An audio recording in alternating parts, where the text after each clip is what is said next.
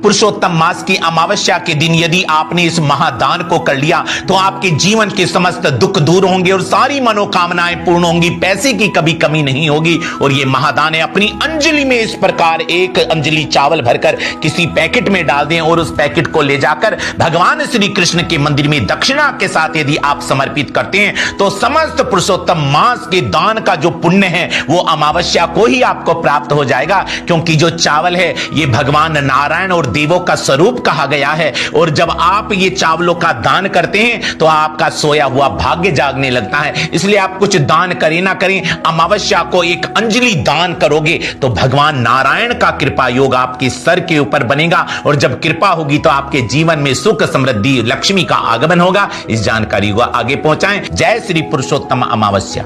पुरुषोत्तम मास की अमावस्या के दिन यदि आपने इस महादान को कर लिया तो आपके जीवन के समस्त दुख दूर होंगे और सारी मनोकामनाएं पूर्ण होंगी, पैसे की कभी कमी नहीं होगी। और ये महादान है, अपनी अंजलि में इस प्रकार एक अंजलि चावल भरकर किसी पैकेट में डाल दें और उस पैकेट को ले जाकर भगवान श्री कृष्ण के मंदिर में दक्षिणा के साथ यदि आप समर्पित करते हैं तो समस्त पुरुषोत्तम मास के दान का जो पुण्य है वो अमावस्या को ही आपको प्राप्त हो जाएगा, क्योंकि जो चावल है ये भगवान नारायण और देवों का स्वरूप कहा गया है। और जब आप ये चावलों का दान करते हैं तो आपका सोया हुआ भाग्य जागने लगता है। इसलिए आप कुछ दान करें ना करें, अमावस्या को एक अंजलि दान करोगे तो भगवान नारायण का कृपा योग आपके सर के ऊपर बनेगा और जब कृपा होगी तो आपके जीवन में सुख समृद्धि लक्ष्मी का आगमन होगा। इस जानकारी को आगे पहुंचाएं। जय श्री पुरुषोत्तम अमावस्या।